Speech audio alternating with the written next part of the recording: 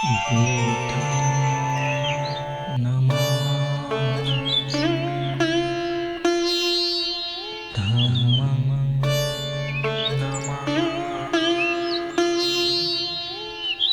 Sangham Namah.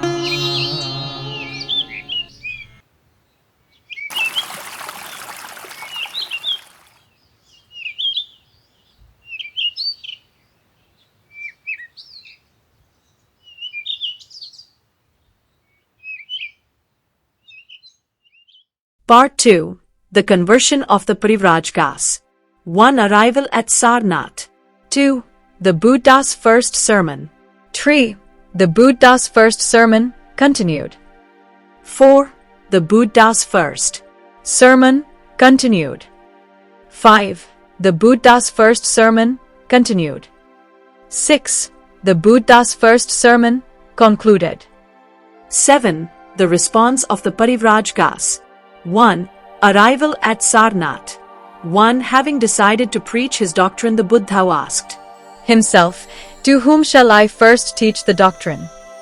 The thought of Alara Karam, whom the Buddha adored as the learned, wise, intelligent and of little impurity. What if I first teach him the doctrine? But he was told that Alara Kalam was dead. 2. Then thought he of preaching it to Udka Ramputta. But he too was dead. 3. Then he thought of the 5 old companions of his who were with him at Niranjana when he was practicing austerities and who had left him in anger on his abandonment of austerities. 4. They did much for me, attended me and looked after me. What if I first teach the doctrine to them? Said he to himself. 5. He asked for their whereabouts. Having learnt that they were dwelling at Sarnath in the deer park of Isitana, he left in search of them. 6. The 5, seeing him coming, decided among themselves not to welcome him. Said one of them, "This, friends, is the ascetic Gautawa coming, who has abandoned austerities and has turned to life of abundance and luxury. He has committed a sin. We must not therefore greet him, nor rise in respect, nor take his ball and robe. We will only set apart a seat for him. If he wishes, he may sit down." And they all agreed. 7. But when the Buddha approached, the 5 Parivrajakas were not able to abide by their decision, so greatly impressed were they by his personality that they all rose in their seats. 1 took his ball, 1 took his robe, and 1 prepared a seat, and 1 brought water to wash his feet. 8. It was really a great welcome to an unwelcome guest. 9. Thus those who intended to scoff remained to pray. Buddham Namah Dhammam Namah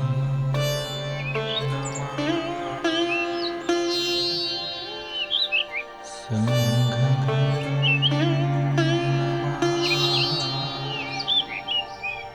2. The Buddha's First Sermon.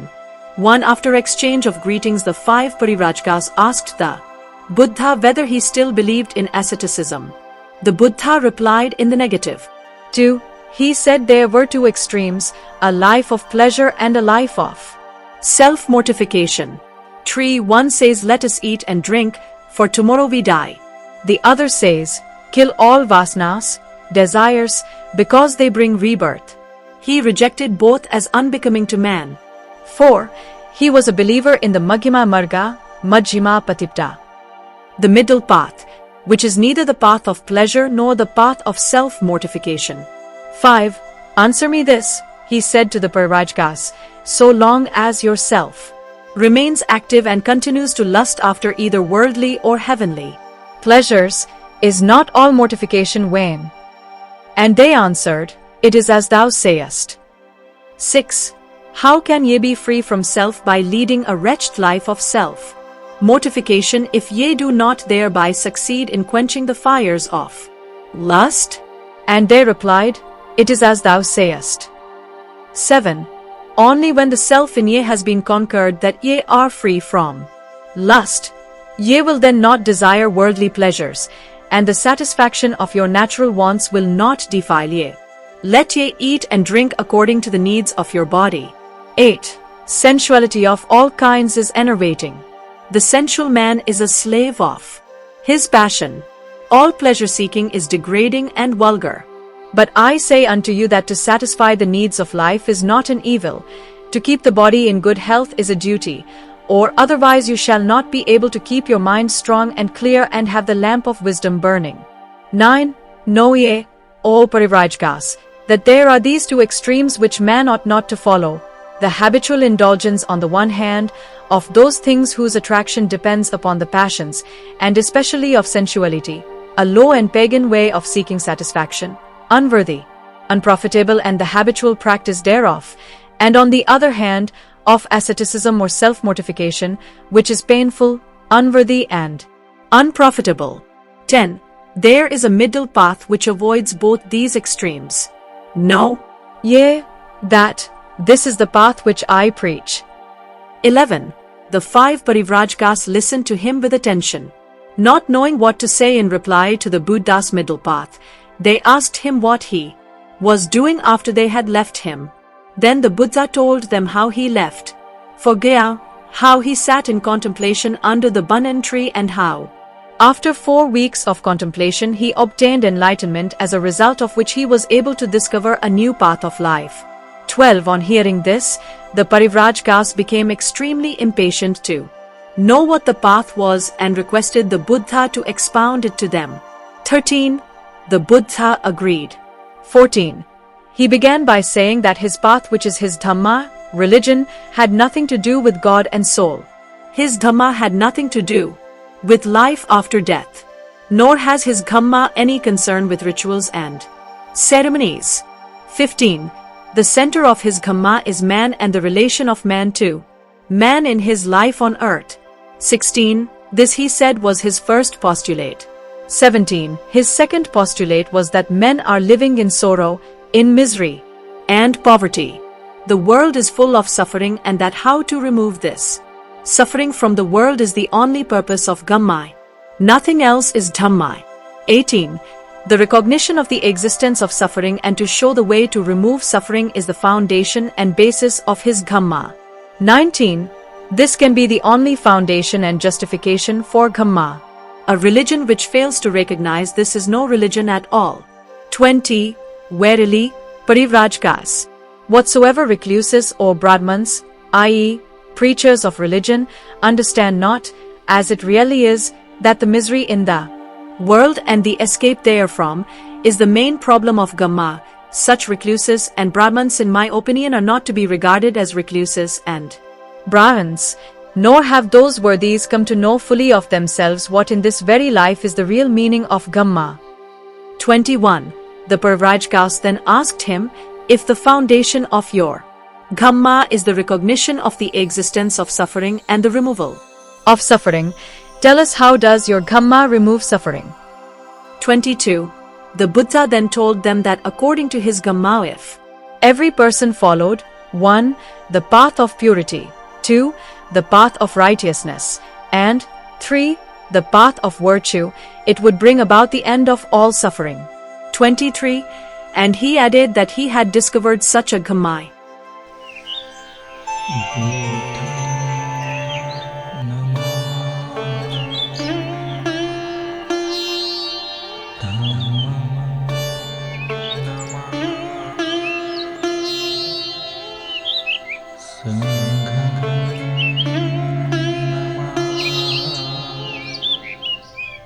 Three, the Buddha's first sermon, Kant.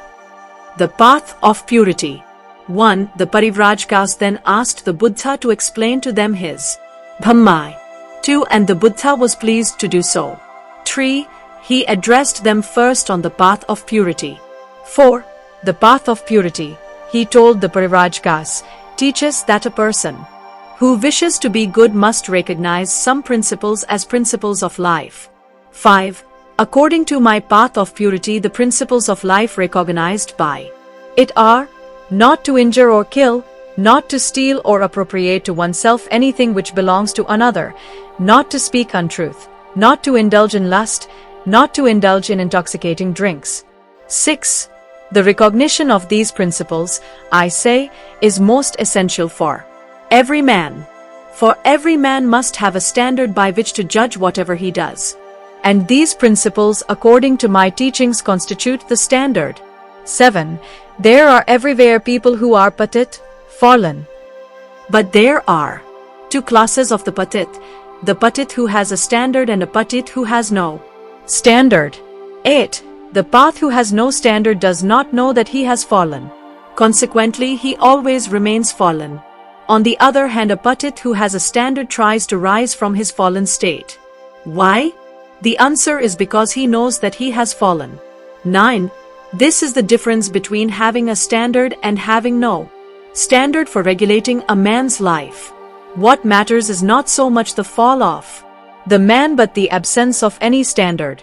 10. You may ask, Ye Parivrajakas, why are these principles worthy of recognition as a standard of life? 11. The answer to this question you will find for yourselves if you ask, are these principles good for the individual? Also if you ask, do they promote social good? 12. If your answers to these questions are in the affirmative, then it follows that the principles of my path of purity are worthy of recognition as forming a true standard of life.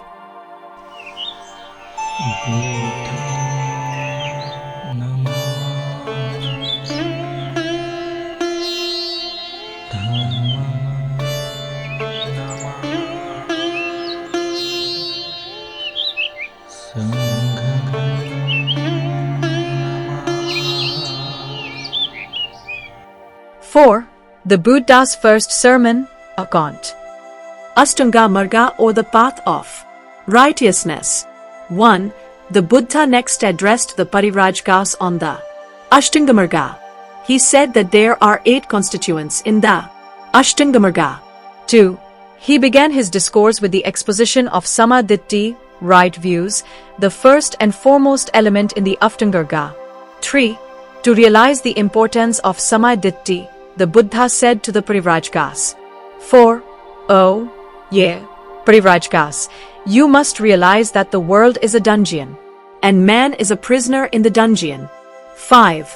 This dungeon is full of darkness. So dark is it that scarce anything at all can rightly be seen by the prisoner. The prisoner cannot see that he is a prisoner. 6. Indeed, man has not only become blind by living too long in the darkness, but he very much doubts if any such strange thing as light is said to be can ever exist at all. 7. Mind is the only instrument through which light can come to man. 8. But the mind of these dungeon dwellers is by no means a perfect instrument for the purpose. 9. It lets through only a little light, just enough to show to those with sight that there is such a thing as darkness. 10. Thus defective in its nature, such understanding as this is. 11. But no, ye Parivrajakas, the case of the prisoner is not as hopeless as it appears. 12. For there is in man a thing called will. When the appropriate motives arise, the will can be awakened and set in motion. 13. With the coming of just enough light to see in what directions to guide the motions of the will, man may so guide them that they shall lead to liberty. 14. Thus though man is bound, yet he may be free. He may at any moment begin to take the first steps that will ultimately bring him to freedom. 15. This is because it is possible to train the mind in whatever directions one chooses. It is mind that makes us to be prisoners in the house of life, and it is mind that keeps us so. 16. But what mind has done, that mind can undo. If it has brought man to thraldom, it can also, when rightly directed, bring him to liberty. 17. This is what Samma-Ditti can do. 18. What is the end of Samma-Ditti? Asked the Parivrajakas. The end of Samma-Ditti, replied the Buddha, is the destruction of avidya, nescience. It is opposed to Miccha-Ditti. 19. And avidya means the failure to understand the noble truths of the existence of suffering and the removal of suffering.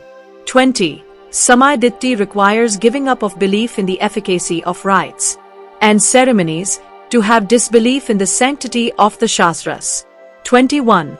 Samadhi requires the abandonment of superstition and supernaturalism. 22. Samadhi requires the abandonment of all doctrines which are mere speculations without any basis in fact or experience. 23. Samadhi requires free mind and free thought. 24. Every man has aims, aspirations and ambitions.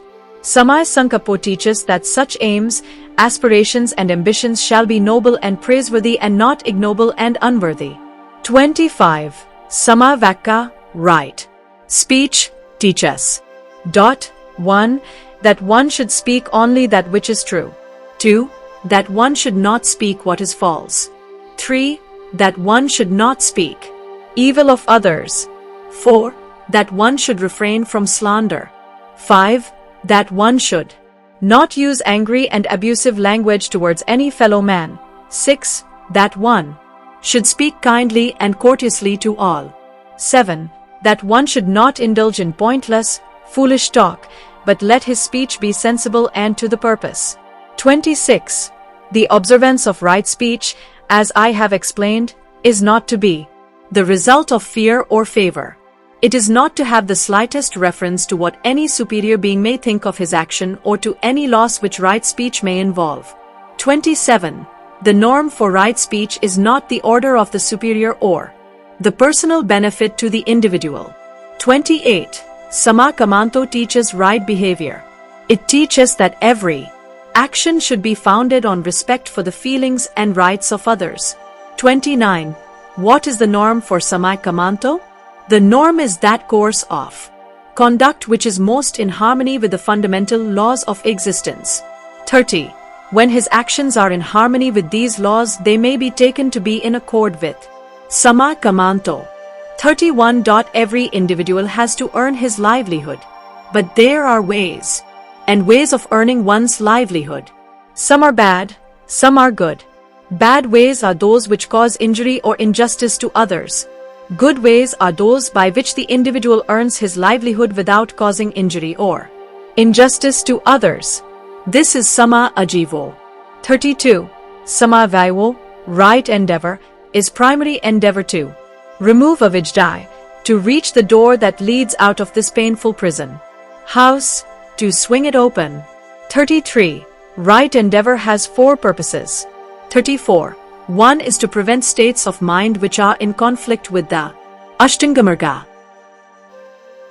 35. Second is to suppress such states of mind which may already have arisen. 36. Third is to bring into existence states of mind which will help a man to fulfill the requirements of the Ashtanga. 37. Fourth is to promote the further growth and increase of such states of mind as already may have arisen. 38. Samasati calls for mindfulness and thoughtfulness. It means constant wakefulness of the mind. Watch and ward by the mind over the evil passions is another name for samasati. 39. There are Parivrajakas, 5 fetters or hindrances which come in the way of a person trying to achieve samadhi: sama sankalpa, sama vakya, sama kamanto, sama ajivo, sama vemo and sama sati. 40. These 5 hindrances are covetousness, ill will, sloth and torpor, doubt and indecision. It is, therefore, necessary to overcome these hindrances which are really fetters, and the means to overcome them is true samadhi. But no Parivrajakas. Samadhi is not the same as samadhi, it is quite different. 41. Samadhi is mere concentration. No doubt it leads to dhyanic states which are self-induced, holding the 5 hindrances in suspense. 42. But these dhyana states are temporary. Consequently, the suspension of the hindrances is also temporary. What is necessary is a permanent turn to the mind. Such a permanent turn can be achieved only by samadhi. 43. Mere samadhi is negative inasmuch as it leads to temporary suspension of the hindrances. In it there is no training to the mind. Samadhi is positive. It trains the mind to concentrate and to think of some kusala kamma, good deeds and thoughts, during concentration and thereby eliminate the tendency of the mind to be drawn towards akusala kamma, bad deeds and bad thoughts arising from the hindrances. 44. Sama Samadhi gives a habit to the mind to think of good and always to think of good. Sama Samadhi gives the mind the necessary motive power to do good.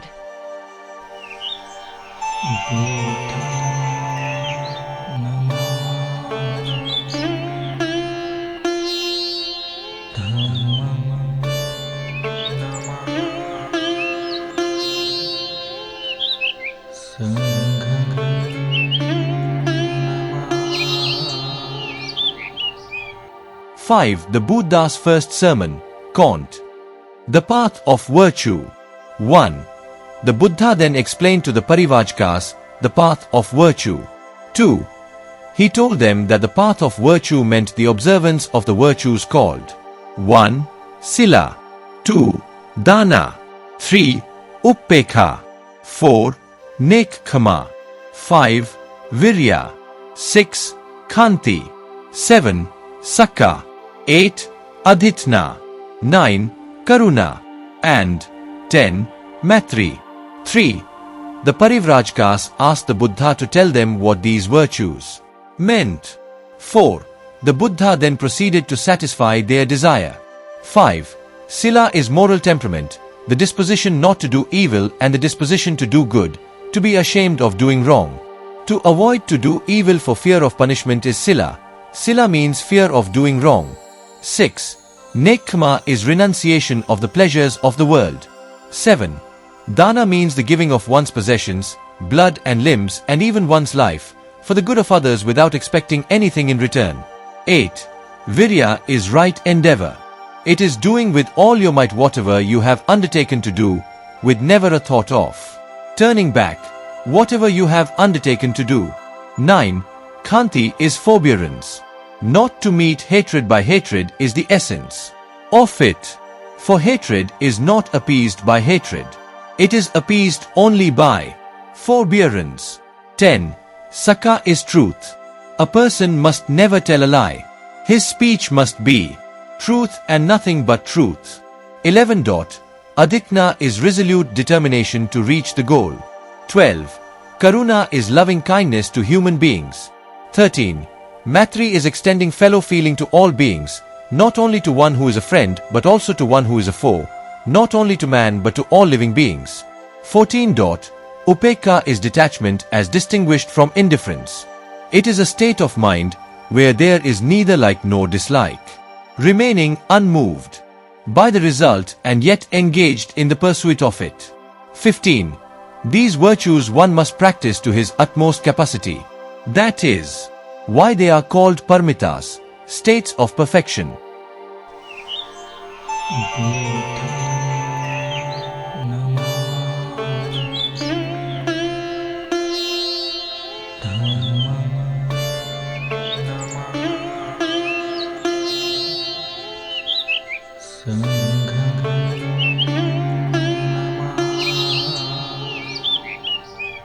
Six. The Buddha's first sermon, concluded.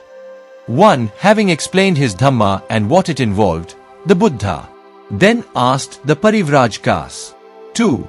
Is not personal purity the foundation of good in the world? And they answered, It is as thou sayest.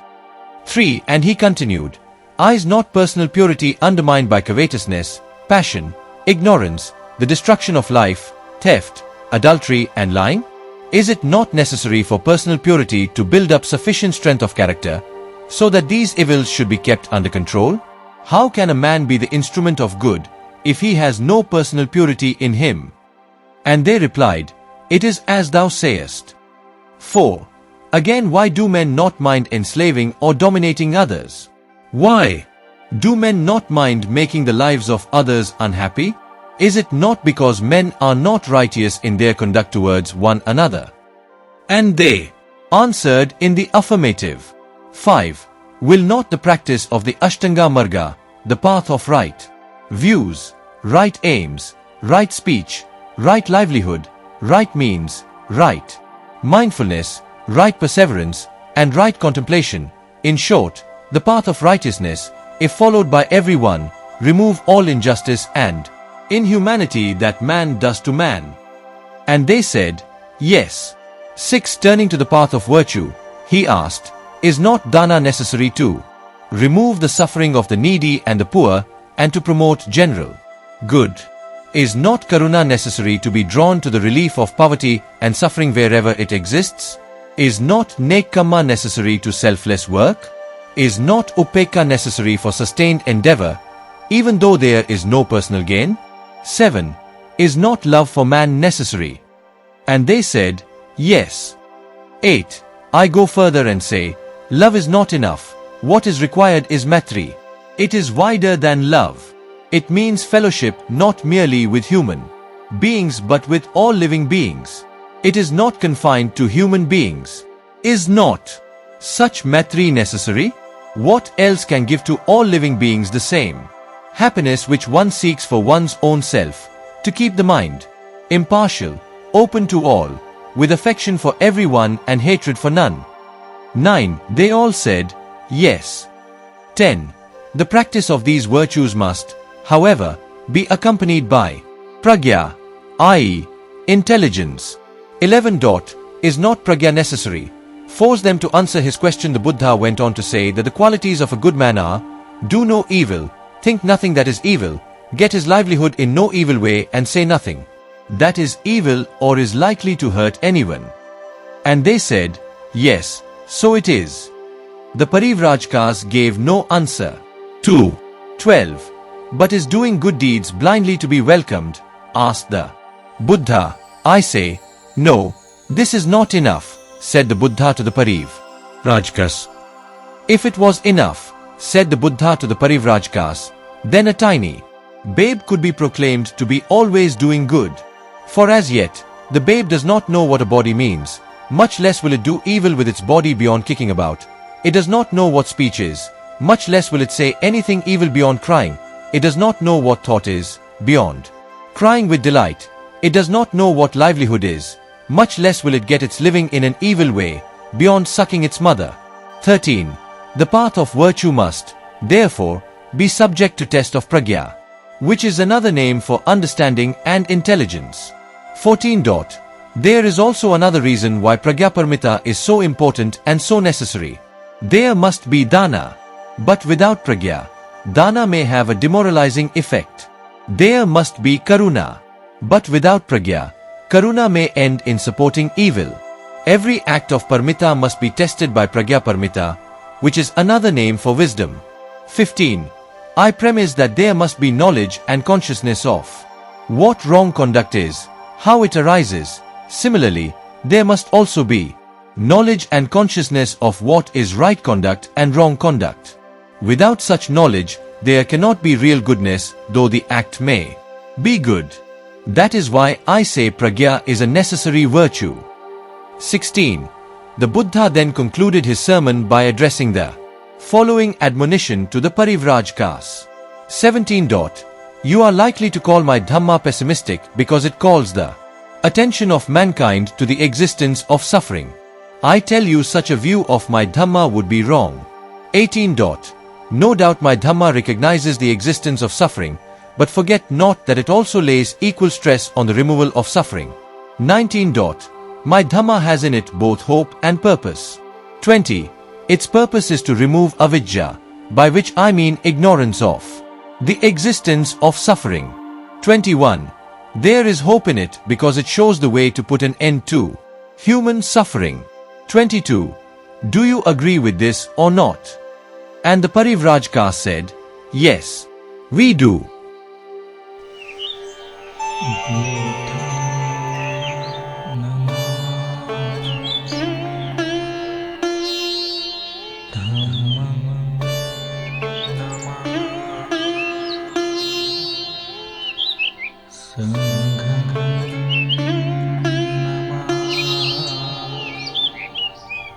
Seven. The response of the Parivrajakas. 1. The 5 Parivrajakas at once realized that this was really a new Dhamma. They were so struck by this new approach to the problems of life that they were unanimous in saying, never in the history of the world has any founder of religion taught that the recognition of human suffering was the real basis of religion. 2. Never in the history of the world has any founder of religion taught that the removal of this misery is the real purpose of it. 3. Never in the history of the world had a scheme of salvation been put forth, so simple in its nature, so free from supernatural and superhuman agency, so independent of, even so antagonistic to, the belief in a soul, to the belief in God and to the belief in life after death. 4.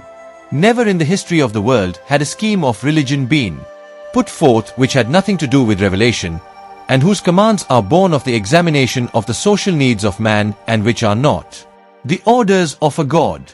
5. Never in the history of the world has salvation been conceived as the blessing of happiness to be attained by man in this life and on this earth, by righteousness born out of his own efforts. 6. These were the sentiments which the Parivrajakas uttered after they had heard the Buddha's sermon on his new Dhamma. 7. They felt that in him they had found a reformer, full of the most earnest moral purpose and trained in all the intellectual culture of his time, who had the originality and the courage to put forth deliberately and with a knowledge of opposing views, the doctrine of a salvation to be found here, in this life, in inward change of heart to be brought about by the practice of self-culture and self-control. 8. Their reverence for him became so unbounded that they at once surrendered to him and requested him to accept them as his disciples. 9. The Buddha admitted them into his order by uttering the formula, Ehi Bhikkhave, come in bhikkhus. They were known as the Panchavargiya Bhikkhus.